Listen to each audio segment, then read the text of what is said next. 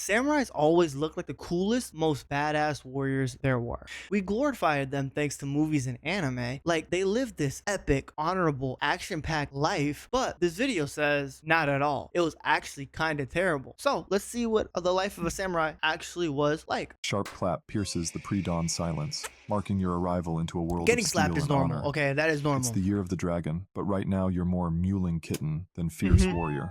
Your father's disappointment is palpable. Another mouth to feed during these tumultuous times. He just didn't want you in his life. Welcome to feudal. Dad was like, damn it, another mouth to feed. I barely make money as it is as a samurai. Does that mean your dad was a samurai if you become a samurai? Is it like a generational thing where it's like the whole family was a lineage of samurais?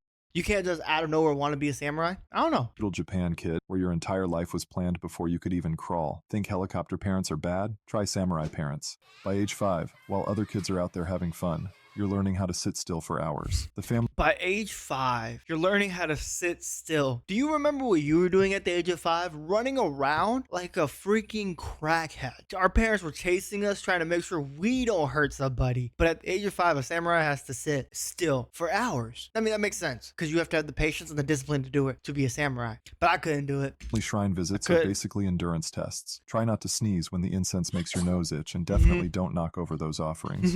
I'm bad. From your father's expression, you've just earned yourself 1,000 extra practice swings. No. Your first real test comes at age 6, the ceremonial first haircut. You've watched other children go through it, trying not to giggle at their stick. So you told me at the age of 6, everyone gets a top knot? Or is it just samurais that get a top knot? What qualifies you to get a top knot in feudal Japan? I'm just going to assume that you have to be a samurai to get a top knot. New top knots, but now it's your turn. Goodbye, childhood locks. Hello, instant adult hairstyle that makes your head feel like a poorly... It looks like an onigiri on the top of his head. No lie. Just boing. An emperor must have issued an order out for everyone to get this haircut, because how else would this become popular? Because I don't see somebody else walking out the house with this cut on and walking past somebody and be like, damn, that shit look clean. I'm gonna get my hair cut the same way. I just can't mentally fathom that at all. Balanced spear. At least... Like the person who got this cut went to his barber and said, fuck me up. That is what he told him verbatim in Japanese. Fuck me up. And he did that. And apparently he thought it was clean and all of Japan thought it was clean. So they all did it too. You get to wear hakama now, though nobody mentions how these traditional pants are basically a trip hazard with a side of embarrassment. Walking is now an extreme sport. Then comes age 7, when everything changes. Remember those cozy days at home? Yeah, those are over. Wait, those days at home were cozy? They didn't seem cozy to me. Welcome to the dojo, kid. It gets Your new worse? home where comfort isn't in their vocabulary. Your new master's first lesson is how to sit properly. Yes, really. Hours upon hours in seiza position until your legs... Wait, you were learning how to sit properly since you were 5. So at 7, you just completely forgot how to sit properly and have to relearn how to sit properly? feel like they're being stabbed by tiny invisible ninjas. The older students make it look effortless. You make it look like they've been you're doing it sitting on longer hot than you have. coals while being attacked by wasps. Your first wooden sword feels like it weighs more than you do. Ooh. They call it a bakken. You call it Bakken. the implement of endless embarrassment. While other kids are playing with toys, you're learning that dropping your practice sword means doing squats until your legs give out. It's like the worst PE class ever, except... Wait, so if you drop your practice sword, you're doing squats, but you can barely pick up the sword. So then when you're doing the squats, you're gonna get tired. And if your legs are tired, you're gonna fall down again. And then that process is just gonna repeat. So I think as a samurai, in your training in your dojo, you're set up to fail consistently all the way through. There's no winning for you at all. Your body must feel exhausted 24/7. The only relaxation you get is when you sit for hours and meditate. That's the only way you can relax. it never ends and your teacher can literally cut a fly in half. For you, training is... I never thought that was true. I'm gonna be honest. I've never seen a samurai or seen a swordsman cut something in half.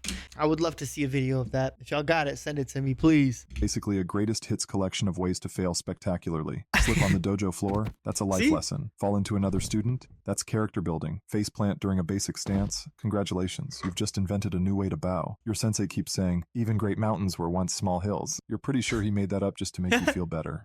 Winter he brings did. a whole new level of, Ooh, why did I have to be yeah, born? they have no AC or heaters back then. Why did they need AC? They have no heaters back then. So you just have to suffer through the cold while standing still for hours? Damn, this sounds more like torture than like discipline. I'm a samurai. The dojo floor is cold enough to freeze your soul, but Ooh. complaining? That's not very Nah, samurai you can't of you. complain, You dude. learn to meditate while your toes turn into icicles. Think that's tough? Wait until you have to practice in full armor. It's like trying to fight inside a walking tin can that's actively trying to suffocate you. By I'm very curious about how mobile a samurai was when they had the full suit of armor on. Because I feel like you can't be that mobile, but it does protect you from a lot of cuts, though, I will say. Being so bulky, it'll be hard for a sword to cut through that. I think. Using my base knowledge, I'm just assuming that it'd be hard for it to cut through. 13, you get your first real sword. Ooh, big sword. Everyone acts like it's this profound moment, but nobody warns you about the maintenance. One tiny spot of rust, and suddenly you're dishonoring 8 generations of ancestors. Damn. The first time you clean it, you slice your own palm Ooh. open. How sharp must that be for you to slice your palm open? And also, what is the process of cleaning a sword or maintaining a sword? I mean, we've all seen it in anime where like they'll get like a little cotton swab on the end of a stick and just tap the sword all the way through, but I don't think that maintains the sharpness of the sword. You must have to have a whetstone and just grind it down like they do knives. Blood bond up with your Whoa, blade. what just happened? You call Go it, back. maybe we should have started with something less sharp, Origami. like origami. Then comes Oh, you have to do archery? I thought a samurai just only knew how to use swords. thread a needle while riding a dolphin because apparently just regular archery wasn't hard enough. Picture this. You're trying to shoot arrows at targets while riding a horse that clearly thinks this whole samurai thing is hilarious. Your sensei strokes his chin thoughtfully and says something wise about patience. The horse just snickers. You're pretty sure they're both laughing at you. Congratulations. The sensei and the horse are in on it, bro. They're in your misery. Puku ceremony. That's samurai speak for, now you get to suffer like an adult.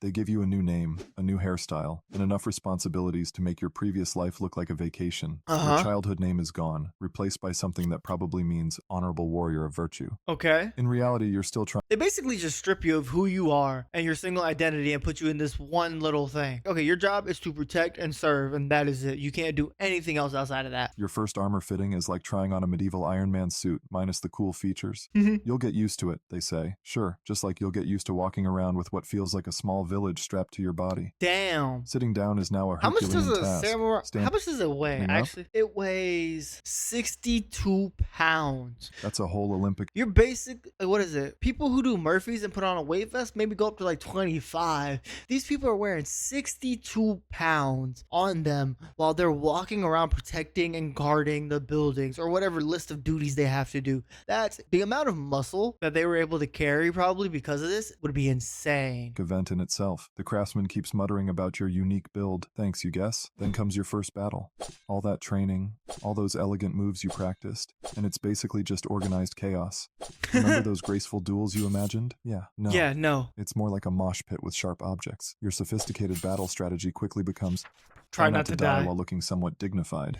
But you can only manage one of those at What? So you're telling me that you did all that training and everything just for it to be thrown out the window? I feel like if I was on that battlefield, I'd be so pissed at my parents. I'd be like, fuck you guys, bro. You got me doing all this shit for no reason that didn't even help me in the fight. I had to figure it out myself. I just had to try not to die. a time. But wait, it gets better. Now you've got to navigate clan politics, which is like high school drama but with more swords. Every formal gathering is a minefield of potential insults. Okay. Do tea wrong, political crisis. Bow What? at the wrong angle, another crisis. Really? Sit in the wrong spot, believe it or not, straight to crisis. You start to It's that fragile? suspect the real enemy isn't rival clans, it's proper etiquette. Speaking of crises, here comes the marriage arrangement. Turns out your future wife is the daughter of a neighboring clan's warrior. The good news? She's skilled with a naginata. Oh, The she's bad a news? spearman? She's really skilled with a naginata. What's the bad news Your about first dinner that? together is less about romance and more about calculating how quickly she could take you in a fight. You Okay. decide to be extra polite with the table manners. Suddenly, you're in charge of 20 samurai, all looking at you like you've got some grand master plan. You but don't. sadly, you don't. Mine's blank Your completely. battle strategy is basically try Try look not to confident die? while panicking internally.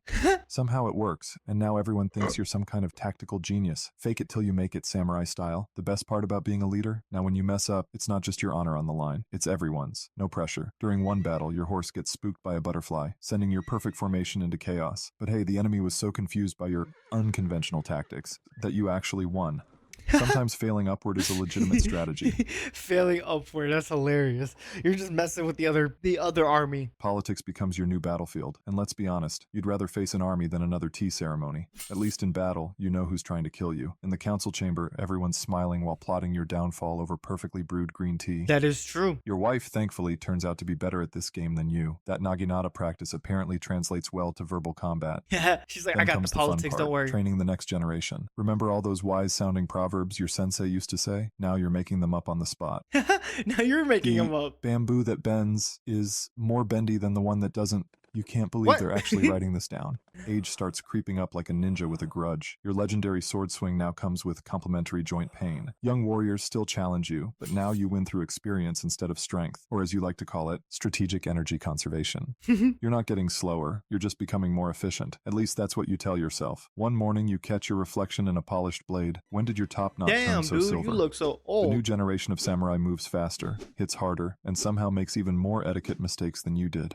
You watch them training, remembering when you were that eager young warrior who thought every problem could be solved with a sharp enough sword, if only back pain could be defeated through combat. A young hotshot challenges you to a duel. Great. Oh no, you're gonna He's die probably been off this practicing duel. since breakfast. You can barely touch your toes. But here's the thing about getting older. You've learned that the fastest sword isn't always the winning one. While he's busy showing off his fancy footwork, you end the match with a single well-timed move. The look on his face is priceless. How? Oh, He it's the asks. experience and You stuff, give right? him your most mysterious sensei smile and say something cryptic about bamboo and wisdom. Hey, you've earned the right to be annoyingly philosophical. Damn it. Your last I battle don't know isn't what to against do with some that legendary information. warrior. I swear, if people just started telling me stuff in like poems and like rhymes and riddles, I'm sorry, but I'm not gonna understand any of it, and I might just punch you in the face. Like, tell it to me directly, dog. Don't tell me other things. Tell me directly what I need to do to get better. Fearsome army. It's a quiet morning council meeting where you prevent a war by telling embarrassing stories about everyone's grandfathers. Turns out your greatest victory comes not from drawing your sword, but from knowing when to leave it sheathed. Plus, those blackmail-worthy tea ceremony mishaps you've collected over the years finally come in handy. They find you one morning in your garden, peaceful, Oh, your the sword old across your man. lap, finally mastering that perfect Caesar posture you struggled with as a kid. Your last message to your students is not some profound teaching about honor or combat. It's simply this. The secret to being a great samurai isn't about mastering the sword. It's about surviving long enough to figure out that most problems don't actually need one. They literally live a life of misery until they're adults and when they have the ability to control an army. But they have to win battles.